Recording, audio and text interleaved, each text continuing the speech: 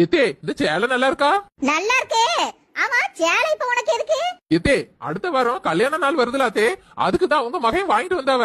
அடேங்க அப்பா, கல்யாண நாளுக்கு என் மொபைல்கிட்ட 5000 ரூபாய்க்கு கறந்துருப்பா போல இருக்கு. எத்தே சேலை 5000 ரூபாய் கிடையாது தே, 1500 ரூபாய் தான். அடேங்க அப்பா, 1500 ரூபானாலும் அதிகம் தான். ஒரு 400 500 ரூபாய்க்கு ஒரு பாலிஸ்டர் பட்டு எடுத்துக்கட்டா காணாதே.